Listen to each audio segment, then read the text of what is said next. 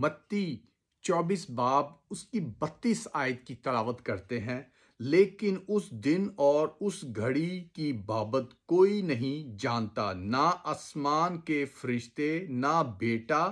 مگر صرف باپ۔ جیسے نوح کے دنوں میں ہوا ویسے ہی ابن آدم کے آنے کے وقت ہوگا، کیونکہ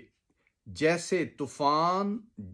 جس طرح طوفان سے پہلے نوح کے دنوں میں لوگ کھایا پیا اور بیاہ شادیاں کرتے تھے، اس دن تک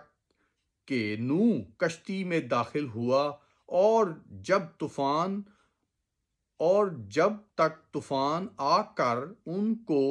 بہا کر لے نہ گیا، ان کو خبر نہ ہوئی، اسی طرح ابن آدم کے آنے پر ہوگا۔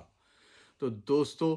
دیکھیں، بائبل مقدس میں صاف بتا دیا گیا ہے، پہلے نوح کے زمانے میں طوفان آیا تھا، سب کو بہا کے لے گیا تھا، صرف نوح کا خاندان بچا تھا۔ اسی طرح اب ہونے والا ہے دوستو، یہ ہزاروں سال پہلے لکھا گیا اور آپ کو بتا دیا گیا۔ مسیح کی دوسری آمد بالکل نزدیک ہے،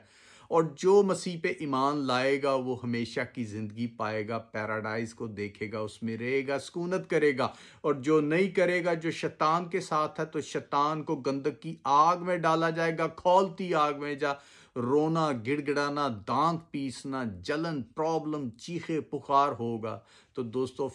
فیصلہ آپ کے ہاتھ میں ہے کہ کیا کرتے ہیں، پیراڈائز چوز کرتے ہیں یا دوزخ چوز کرتے ہیں۔